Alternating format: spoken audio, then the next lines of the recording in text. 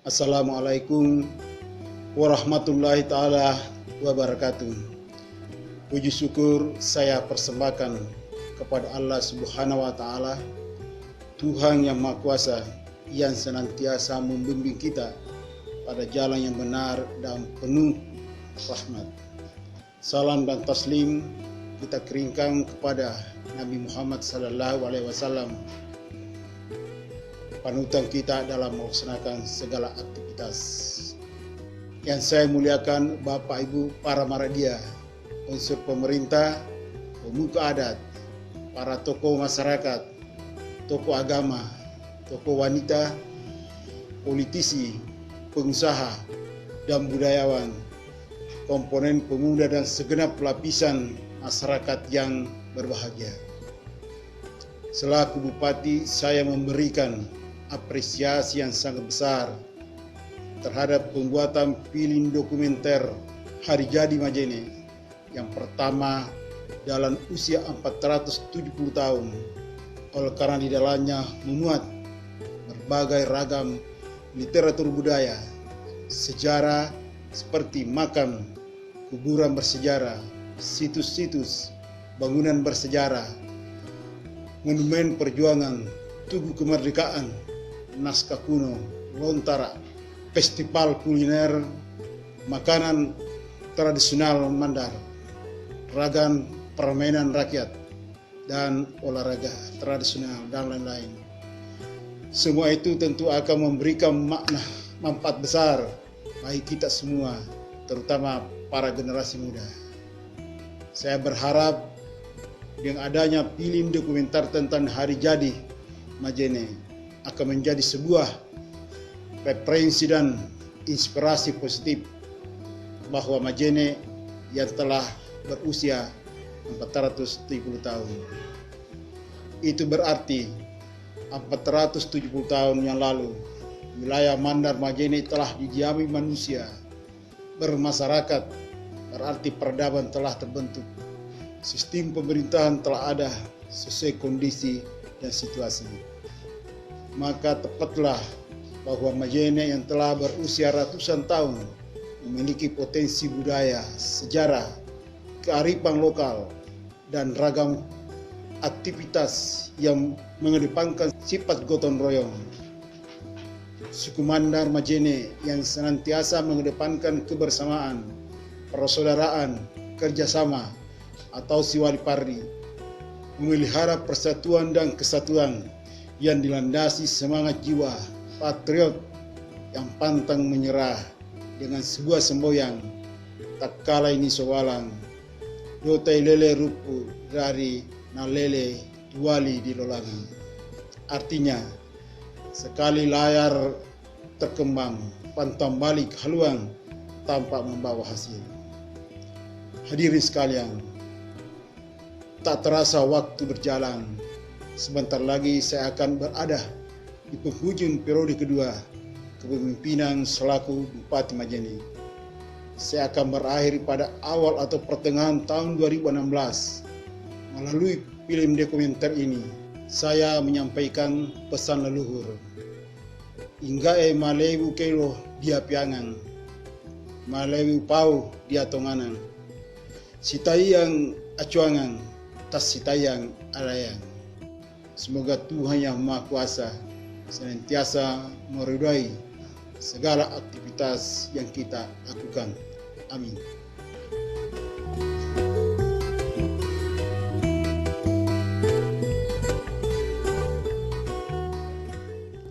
Bismillahirrahmanirrahim. Assalamualaikum warahmatullahi wabarakatuh. Bismillah akke lete ta alepu pelli ata turan loata la ilaha illallah. Terima kasih kepada tim pembuat film dokumenter Hari Jadi Majene. Kami atas nama pimpinan dan segenap anggota Dewan Perwakilan Rakyat Daerah Kabupaten Majene mengucapkan selamat Hari Jadi Majene yang ke-470.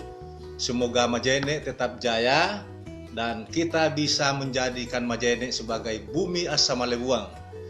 Demikian atas pembuatan dokumenter ini, dan kami tutup dengan ucapan kalindada tawe buang pamarentah tawe dapangana jumairolo sarana Pak Banua.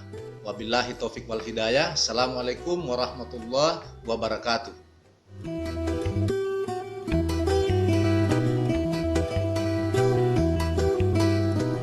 Assalamualaikum warahmatullahi wabarakatuh. Majene telah menetapkan hari jadinya yang ke-470 lewat sebuah penelitian yang akurat oleh tim penelusuran sejarah telah menemukan beberapa bukti yang dapat dipercaya berupa situs, naskah kuno, lontar, bangunan bersejarah, monumen, dan beberapa peradaban kebudayaan bahwa Majene telah berusia 470 tahun. Hal ini dirumuskan dalam beberapa kali pertemuan, beberapa kali seminar yang dihadiri para tokoh budaya, tokoh sejarah, politisi, anggota DPR, dan komponen masyarakat umum lainnya.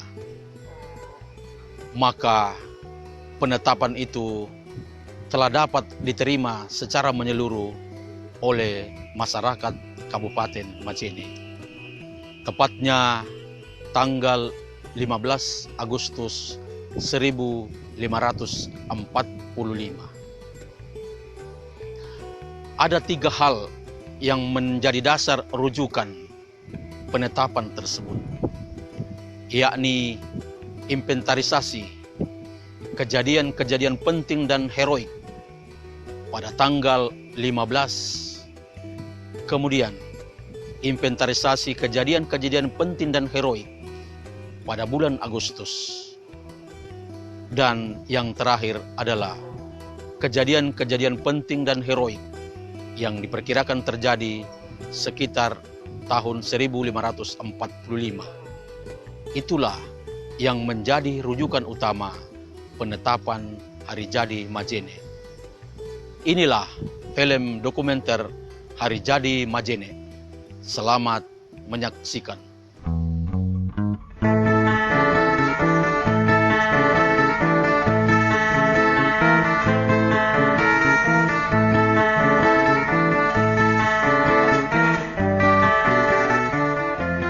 Kabupaten Majene telah memiliki hari jadi, yakni tanggal 15 Agustus tahun 1545.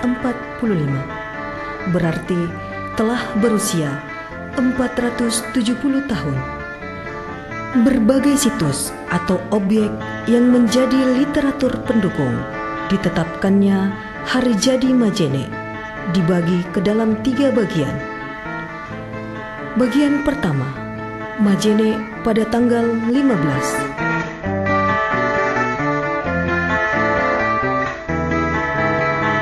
Rumah Asisten Residen.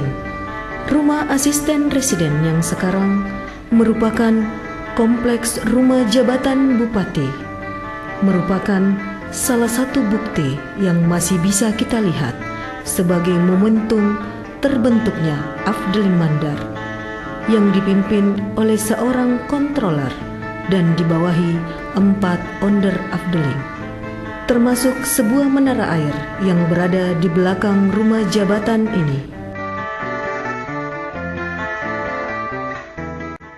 Nah sekarang itu sebelumnya pemekaran daerah Mandar, Kabupaten Majene itu adalah Kabupaten Ibu Kota Mandar Lama dulu, Ibu Kota Mandar Lama, ya, yaitu Afdeling Mandar, Ibu Kota Majene. Onder Afdeling adalah Polwali, onder Afdeling Mamuju juga. Jadi semua berpusat di Majene, karena ibu adalah ibu kota Kabupaten Mandar. Nah di sini tempat pemerintahan semua fokuskan di sini.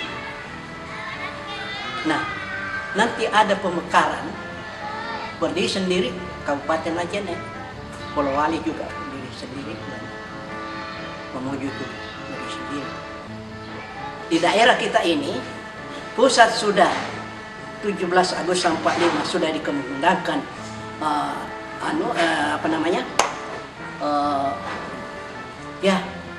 merah putih, tapi kita di sini belum, karena masih Belanda masih ada di Tasik ini, masih ada. Nah, jadi waktu itu merah putih dikibarkan tidak bisa di sini karena pusatnya Belanda pada waktu itu. Lalu dipindahkan ke Pambuan, pemuda-pemuda kita Pambuan karena jauh dari ibu kota pada waktu itu. Jadi kalau ini kita berbicara masalah rumah presiden, ya, kita masalah rumah residen itu pada waktu dulu itu memang di sini tempatnya rumah residen, ya, sudah ada Jepang dulu. Toketai di sini ada residen, rumah residen itu ditempati juga di sini, pusatnya rumah jabatan istilah sekarang, ya. Pada waktu Republik, ya, mulai kita diakui di daerah, ya, pemerintah Kabupaten Majene mengambil alih ini.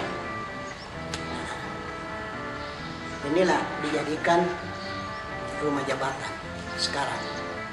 Kalau dulu presiden tempat menginap pemerintahan Jepang dulu atau Ketai istilahnya dulu, ya. Nah, sekarang itulah selalu di sini datang kita selalu tiap hari Sabtu menghormati itu.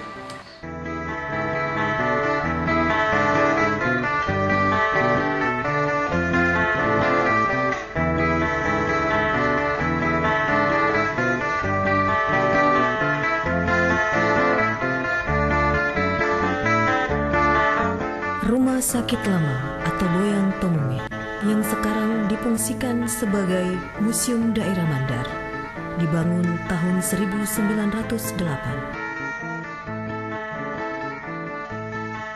Situs peninggalan kolonial Belanda, di mana ini adalah bangunan rumah sakit yang oleh masyarakat Mandar menyebutnya Boyang Tomomi. Seperti yang kita lihat, arsitek bangunan ini adalah arsitek Eropa abad ke-19 sampai abad ke-20. Bangunan ini dibangun pada tahun 1908 untuk diperuntukkan awalnya bagi pasukan-pasukan Belanda dan pegawai pemerintah kolonial Belanda yang ada di Majene ini. Karena Majene ini adalah pusat pemerintahan Abdelim Mandar, sehingga fasilitas kesehatan yang digunakan untuk perawatan pasukan Belanda maupun pegawai-pegawai pemerintah kolonial Belanda, maka dibangunlah rumah sakit ini. Kemudian sekitar tahun 1920-an, rumah sakit ini terbuka untuk masyarakat umum. Kemudian tahun 1989, pemerintah Kabupaten Majene mengalihkan rumah sakit ini, rumah sakit daerah ini, ke salah satu bangunan rumah sakit yang sudah ada di daerah Camba. Oleh karena itu, mulai tahun 89, pengelola museum pada saat itu meminta kepada pemerintah Kabupaten Majene untuk mengalihkan fungsi tempat ini menjadi Museum Daerah Kabupaten Majene. Dan lebih lanjut lagi, barangkali saya bisa tunjukkan salah satu ruangan bekas rumah sakit ini yang menjadi favorit. Artinya menjadi favorit karena itu adalah bukti bahwa rumah sakit ini adalah rumah sakit rujukan pertama yang ada di wilayah Mandar pada saat itu. Sekarang kita masuk di salah satu ruang bedah di rumah sakit ini, dan tempat ini adalah ruang operasi bagi pasien yang digunakan oleh petugas perawat ataupun dokter untuk melakukan operasi di ruangan ini. Salah satu bukti bahwa ini adalah ruang operasi atau ruang bedah adalah lampu yang digunakan oleh dokter untuk membedah pasien yang ada di tempat ini. Kemudian ornamen yang ada di sekeliling ruang ini masih kelihatan asli bahwa ini adalah ruangan operasi yang digunakan oleh pemerintah Belanda pada saat itu, dan dibuktikan dengan ornamen-ornamen jendela yang masih arsitek Belanda asli.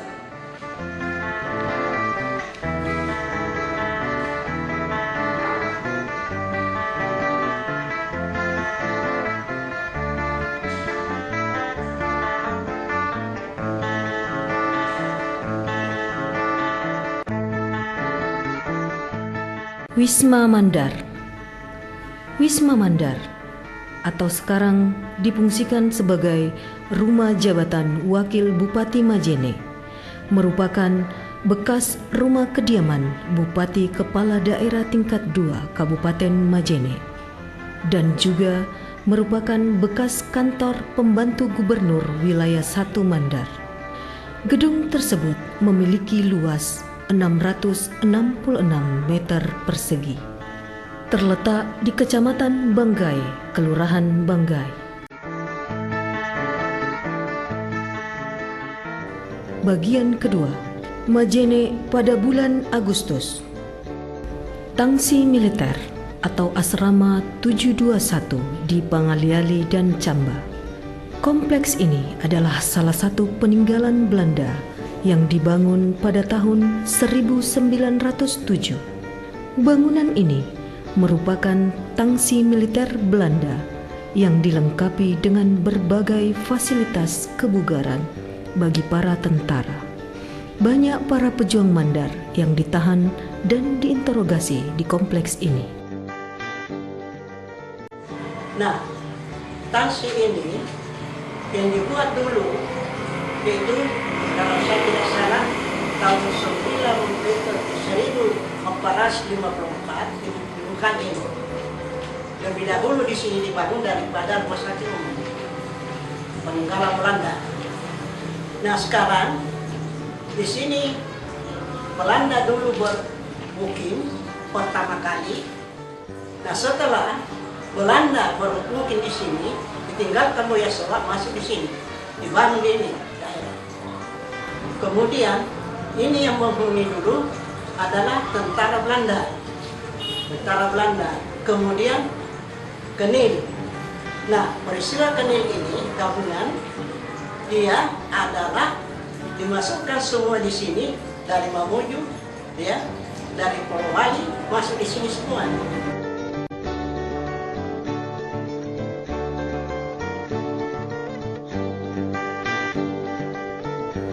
Taman Makam Pahlawan di Tanangang, Kecamatan Banggai, Kabupaten Majene, terletak 500 meter sebelah utara kantor Bupati Majene. Jumlah makam di dalamnya berjumlah 74 buah makam, terdiri atas 71 makam beragama Islam dan 3 makam beragama Kristen.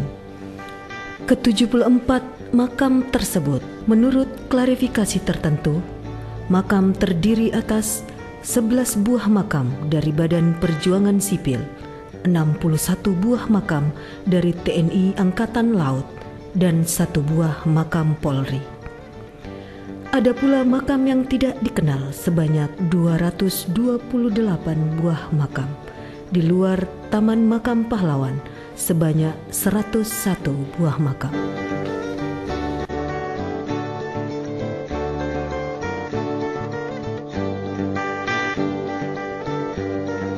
Monumen Perjuangan Kemerdekaan Republik Indonesia, Gabungan Pemberontak Rakyat Indonesia 531 ini terletak di Kelurahan Baruga, Kecamatan Banggai, Kabupaten Majene, di mana tempat ini dulu terjadi pertempuran hebat antara 9 orang pasukan Gapre 531 yang dikomandoi Habo melawan pasukan Knil dan polisi Nika Belanda. Dalam pertempuran tersebut, tercatat 3 orang pasukan Belanda meninggal, serta 2 orang pejuang Gapre 351 gugur, yaitu Yonggang dan Sukirno. Lokasi ini termasuk lokasi tempatnya pimpinan Gapre Haji Maimunah. Di sini rumahnya. Nah, dia di sini, dan di sini markasnya semacam, karena tempatnya di sini para pejuang yang rapat-rapat di sini dan lain di sini.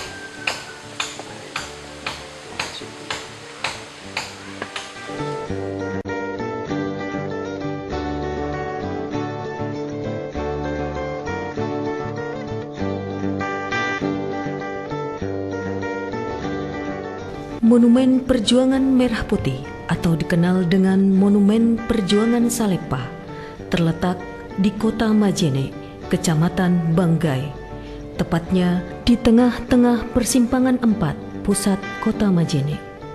Monumen ini menceritakan para pemuda yang menurunkan bendera Belanda di kapal bantuan operasi yang berlabuh di Majene, merobek warna birunya, kemudian menaikkan kembali dengan bendera warna merah putih di terminal bis Majene, di mana kendaraan tentara Belanda lalu lalang saat itu. Tentara Belanda kemudian melakukan penggeledahan terhadap para pemuda dan pejuang sampai pada perundingan antar pejuang dengan pimpinan tentara sekutu atau Australia, termasuk di dalamnya tentara Knil dan Nika.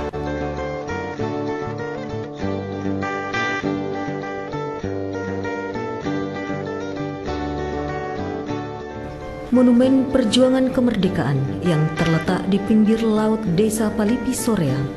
Monumen tersebut didirikan pada tempat pendaratan pasukan ekspedisi Alre, Angkatan Laut Republik Indonesia dari Jawa yang dipimpin oleh Kapten Suaib Pasang. Monumen ini berbentuk tugu segitiga. Monumen ini sebagai penghargaan dan penghormatan atas jasa para pejuang dari Jawa yang dikenal dengan sebutan Pendaratan Ekspedisi Alre, Angkatan Laut Republik Indonesia Pasukan Seberang dari Jawa. Namun sangat disayangkan, keberadaan monumen ini telah hancur akibat abrasi pantai. Pendaratan Soreang itu tahun 1945 yang dipimpin oleh Arifin Nukman, mantan Bupati Jabar. Kemudian pendaratan kedua yang berbeda tempat di Beteng, lepas Sarang kalau bahasa itu dipimpin oleh Sulaiman Akuni bersama dengan rombongannya. Banyak hanya Sulaiman Akuni yang saya tahu itu. Kemudian nama perahunya Bunga Cari, itu perahu yang ditumpangi Bunga Cari.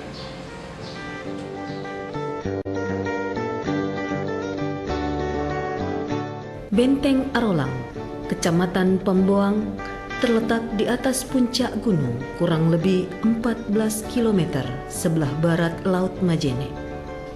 Benteng ini adalah benteng pusat komando pasukan Mandar yang dipimpin oleh Calo Ammanawewang sekitar tahun 1905 melawan Belanda. Dalam mempertahankan benteng tersebut, Ammana Patolawali dan Kadi Adolang yang menjadi pimpinan pasukan rakyat Mandar memberikan perlawanan yang sangat sengit. tapi karena peralatan persenjataan yang tidak seimbang, sehingga dapat ditaklukkan setelah 10 hari pengepungan dilakukan oleh Belanda. Pada tanggal 26 Juni tahun 1906, Kadi Adolang dan Ammana Pattolawali gugur dalam pertempuran mempertahankan benteng tersebut. Peristiwa sejarah perjuangan di Butuh Adolang, ada seorang perempuan, dia bisa Toma ini, Toma Bubeng, yang berumur kira-kira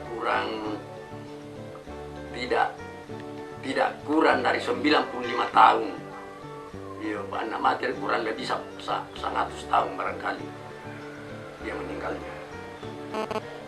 Menceritakan kepada saya bahwa perjuangan Ammane Wewang bersama teman-temannya di Butuh Adolang. Fungsi daripada Haji Dara ini pada waktu itu, karena dia sudah berumur, sudah termasuk remaja, gadis, dia selalu mengantarkan suplai makanan yang dibutuhkan, tembakau, gula, kopi, termasuk beras atau makanan masak yang sudah jadi. Nah, disitulah artinya Saco Nesa itu ada cerita di, artinya Nesa ini na lolongan dia cerita, dia memang apa namanya alami waktu di kebetulan di lapas di Oilara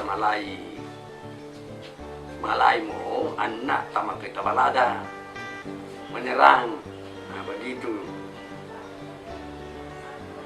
sampai menyerang Belanda di dalam peristiwa di Tembakano, dia mesa solanai yang Ammane Wewang narua peluru namanya ya Cotarusan. Ya Cotarusan dan Nesiru, sehingga pada saat narua murid tembakannya ini dan Nesiru karena memang parah, Ammane Wewang berinisiatif membawa keluar karena takut kehilangan darah. Nah, indongan masuk ke Tama Diadu. Dari Tama Diadu, Ammane Wewang mengantar di narua peluru Cotarusan motong ni Ammane Pattolawali dia di beteng soalnya ikan poci dan beberapa temannya. Lesai Tama di lesai Tama di membawa tobian di Ammane Wewang Tama Diadu malah tuh minta menyusup Tama di balada mane bapak apa dia mata-mata bapak kira tanggal alat Tama tanggal alat Tama pondok na benteng di benteng sehingga malah nasaga Ammane Pattolawali nasaga tutu balada. Nah, disitulah dia siksa karena andai malah na tembus peluru enggak na diowasedi, andai malah na tema andai nanti apa-apa nasi nei na repotnya apa soalnya na selesai sampai dia sampai mati. Nah, disitulah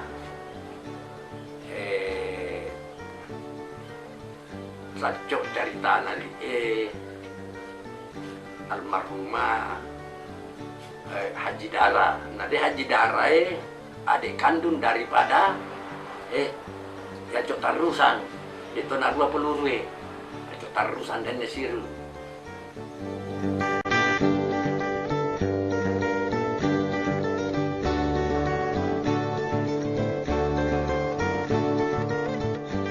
Monumen korban 40.000 jiwa di Totolisi.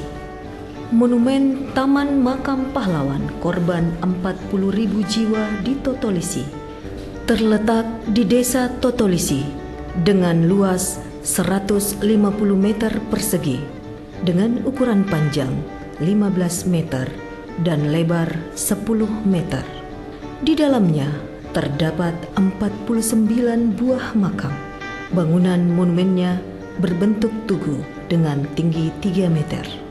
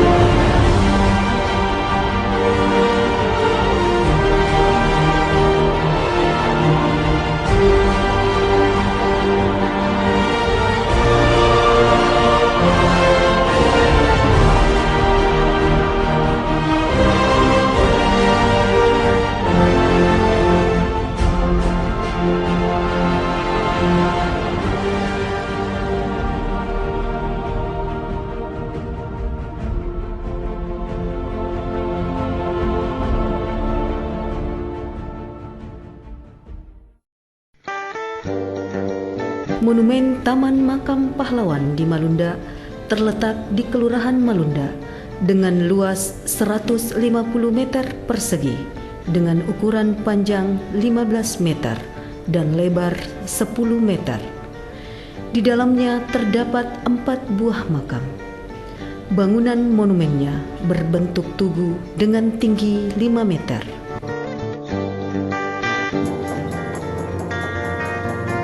Bagian ketiga, Majene pada tahun 1545.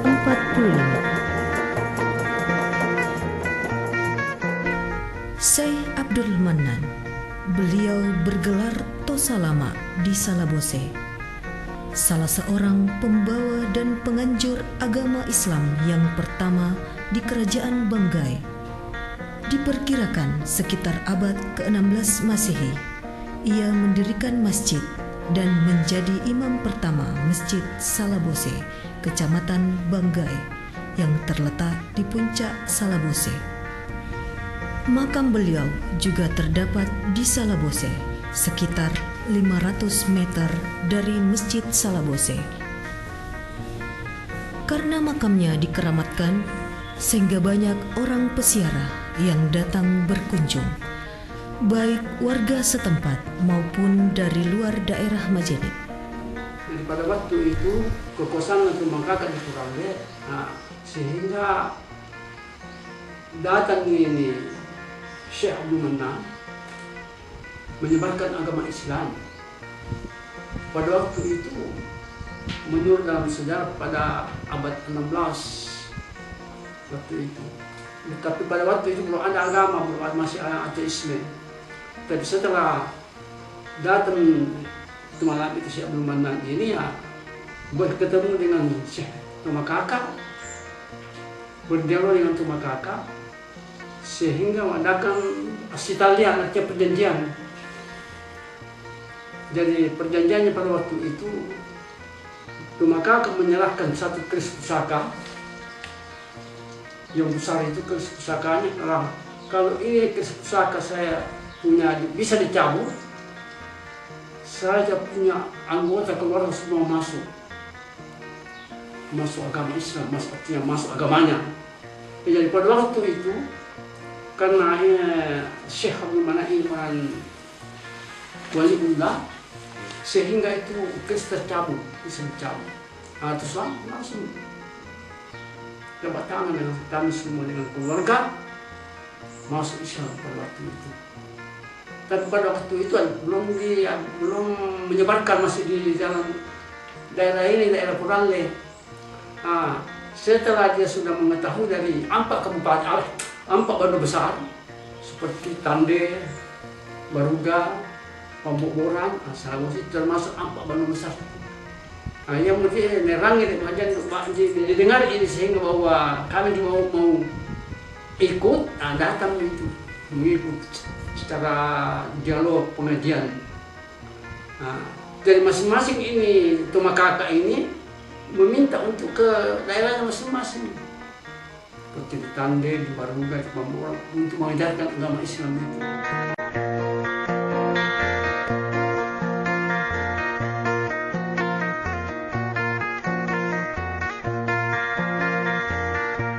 Makam Suryo Dilogo Pamboang atau dikenal dengan Ika Puang Jawa merupakan penganjur dan penyebar agama Islam periode awal masuknya agama Islam di daerah Kerajaan Mamuju, Kerajaan Tapalang, Kerajaan Sendana, dan Kerajaan Pamboang.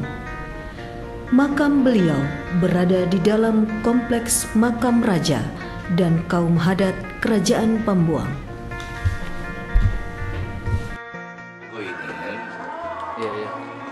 Adalah salah satu dari panglima kerajaan Mataram di Jawa, gaya Yogyakarta.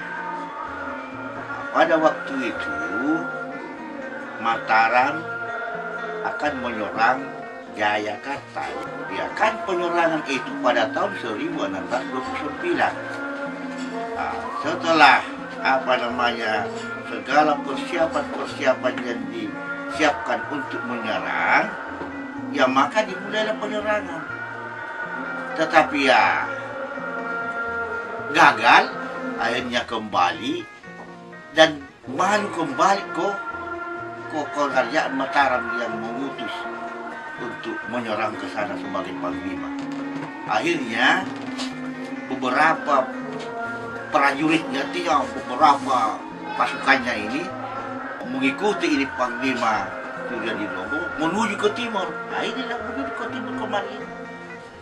Ya, itulah tiba di Pamboang. Nah, begitu. Itu Suryo Dilogo alias Kapuan Jawa. Ceritanya orang tua, dikawinkan anaknya Radia dengan ini Suryo Dilogo. Dikawinkan. Khusus untuk di Pamboang ada juga penyebar agama Islam yang khusus datang di sini. Ya tentu juga diketahui itu. Ini buat di Soba ini. Ya kan ada kuburannya itu di Soba itu. Itu apa namanya penyebar Islam itu. Nah, entahlah buat. Tapi ya sudah bersama di sini ini sudah di logo. Ya ini sudah dengan kedatangan penyebar Islam itu, orang kerajaan Pamboang itu dimulailah juga sebagai dimulailah mengadul agama Islam. Dan itu tahun 1600 lebih juga itu.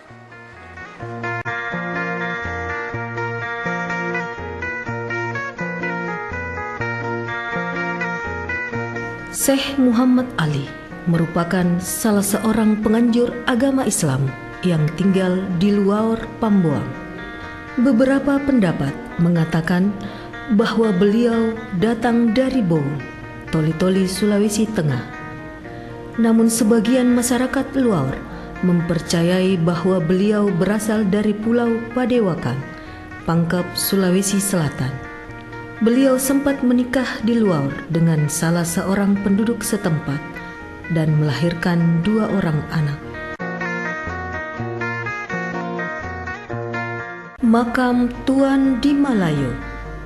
Makam ini dikenal oleh masyarakat setempat sebagai makam salah satu tokoh penyebar agama Islam yang berasal dari Sumatera atau Melayu. Keberadaan beliau di daerah ini diperkirakan sekitar abad ke-19 Masehi. Makam beliau berada di Moso, Kecamatan Sendana. Dia sewaktu wakali Moso lemai Wirimbonde. Nah, setelah ada di pinggir pantai, kebetulan ada perahu yang berlabuh di sini. Jadi wakali Moso ke sana, tanyakan. Jadi dia bilang, perahu ini dari mana? Oh, kami dari seberang Sumatera. Maksud tujuan kami di sini ada dua hal. Pertama sekali untuk menyebarkan agama Islam. Yang kedua, membawa beberapa barang dagangan. Selama itu dia menyebarkan agama Islam, Bapak Guru mengaji selama itu. Nah, ada beberapa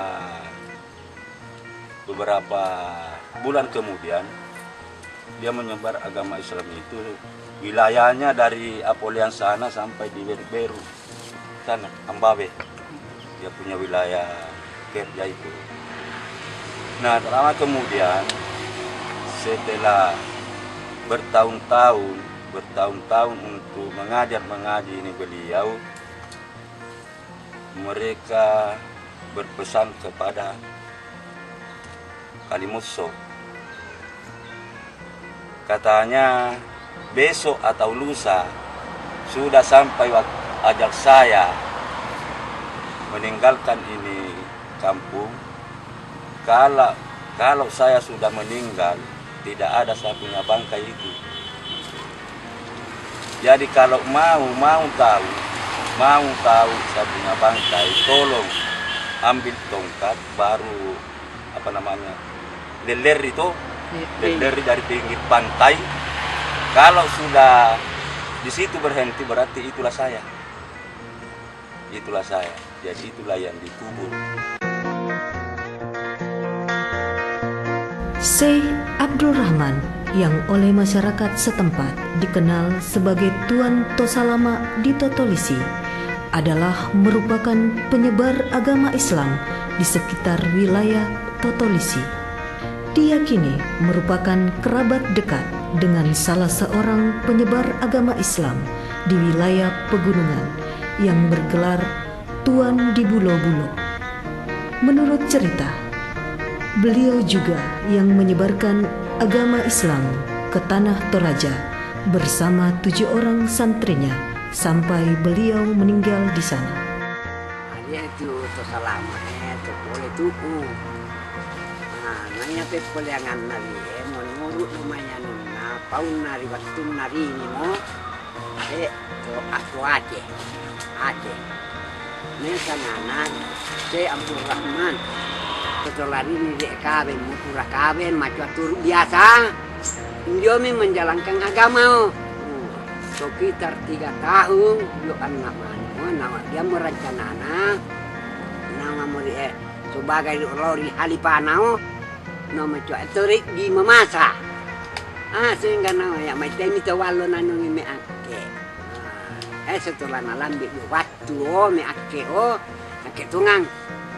Melambah sampai di Paminggalang, nalambi batu jari mas sambayang meri di Paminggalang. Nawain namun nani kebetulan dia manye ita peden rumah si ina Paminggalan jari namo dai mau panjene dia mau batu lo di Lemban no malapar dio kaya no sambayan milion. Yo pas sambayangan Pak Dio, tandak lindona, tandang limana, tandang utina, tandang letena sampai sekarang. Di batu nama rakyat dia, boleh di Paminggalan boleh Paminggalan tuh, tak boleh Paminggalan. Betule di bawah Papuangan di Paminggalan, nah ini sangat tak. Yang betulnya Muhammad Said. Ini yang mau cari sangana, Syekh Abdul Rahman. Pak Tandini dia. Setelah ribori talumbongi di bawah, mekakin terus sampai perjalanan Rio sama 5 masa. Ya setelah rilalang, Pak Guru Dio. Nanti tidak lama Pak Guru Dio naramongnya sekitar setengah bulan Dio. Naramongnya 15 hari domongnya mate. Dari nang meri halipana lore di tomatuana kapune nani apa midi nani ini naronggo dia tu maten dia tiuja Pokok nande tuja. Dari nande melok nari ini. Puan ni dia lama tuana. Boleh. Nah boleh dong ai pirang bumi pirang aldo anak tada di bawah Paminggalang. Nah di bawah Paminggalang. Nama bomo. Ni apa? Nani patunga nari ini tahu. Dia omulian nande mak dilendas dong ai di Palipalina. Kami temete nami aroko sari orio nami te dia. Pamatena rio temen salama ida melok nari aja. Oh. Amel lamba bomi. Setelah tada di soban mak bomi. Cuaca tolek dini. Dini amur ye. Ya apa ya Pak? Si turu biasa di luar Paminggalang ande mak dirada dong ana. Enggak tarus masiga. Tarus dong ai dini. Tada dong ai. Ya, bukan anda tema manen dini amito lawe na menurut tada do rojan nao. Lawe na menurut do sunun pali-pali. Karena dini Tuan di Lemo-Lemo di Waigamo. Beberapa keterangan dari penduduk setempat. Beliau adalah salah satu penyebar agama Islam di wilayah Waigamo Sendana dan sekitarnya. Diyakini bahwa beliau sejaman dengan Tuan di Bulo-Bulo dan bersama-sama dalam upaya penyebaran agama Islam di Sendana.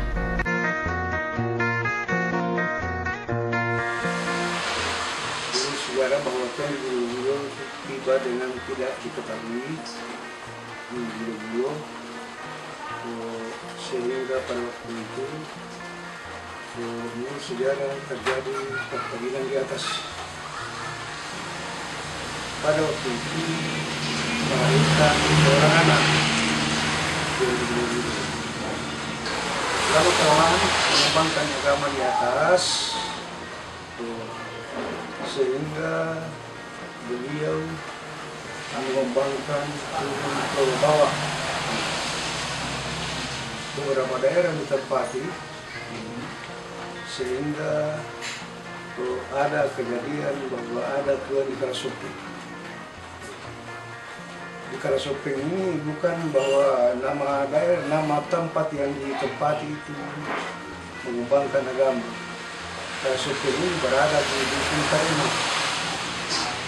Lama-lama mengembangkan agama di sini sampai ke Waigamo, karena ada juga segi Waigamo di situ yang mengembangkan ajaran agama dari Tuan di Bulo-Bulo, sehingga lama kelamaan di sini bertapa di ke atas di istilah di Karasopeng. Tuan di Bulo-Bulo melakukan perjalanan ke Tanah Suci. Dia mengendarai Pinang. Belahan Pinang itu merupakan kapal yang ditumpangi beliau ke sana. Sebelum berangkat, anehnya menurut sejarah ini,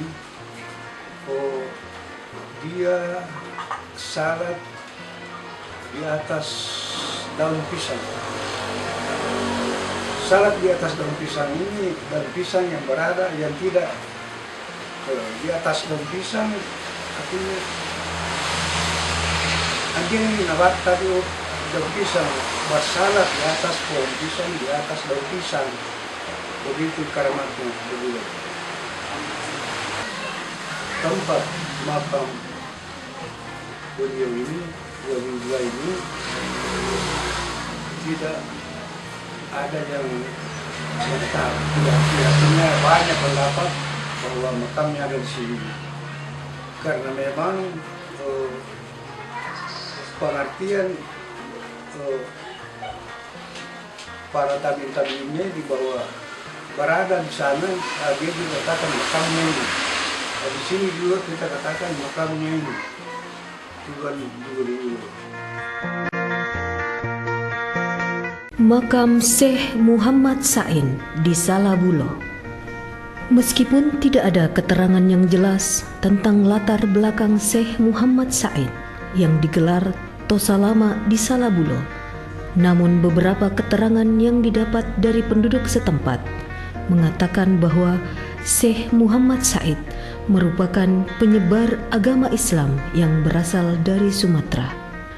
Umumnya peziarah yang datang berasal dari penduduk yang berdiam di beberapa pulau di perairan Pangkep dan Makassar, Sulawesi Selatan.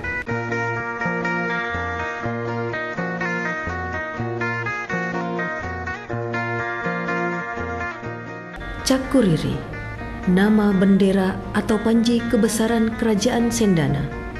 Do cakuriri nau la ilaha illallah tapa meke dalip. Kedalip. Do alif tu guna adam.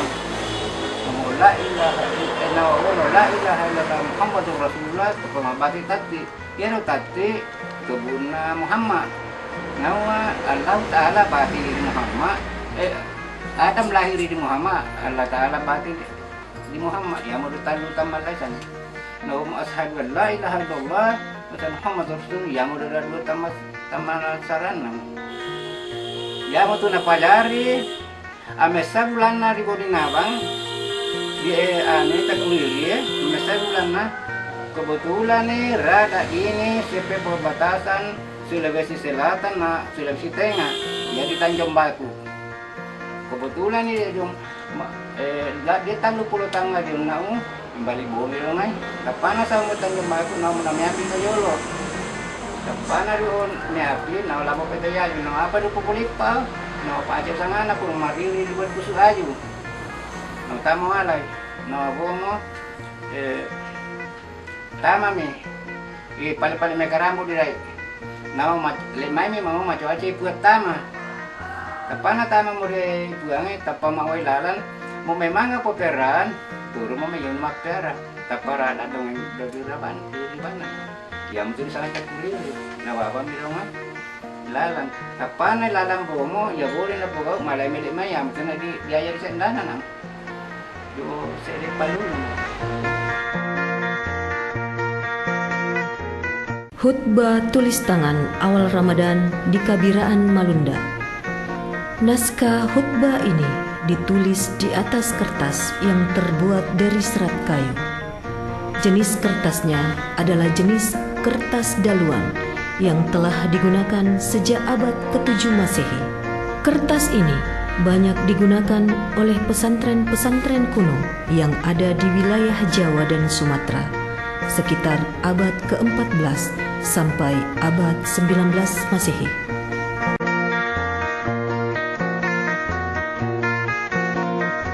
Naskah khutbah Jumat dan Quran tulisan tangan di Binanga Sendana. Kedua naskah tulisan tangan tersebut tersimpan di rumah kediaman Imam Desa Lepangang, Kecamatan Sendana. Masyarakat meyakini kedua naskah ini adalah milik Kadi Putada pertama bernama Puana Igangga.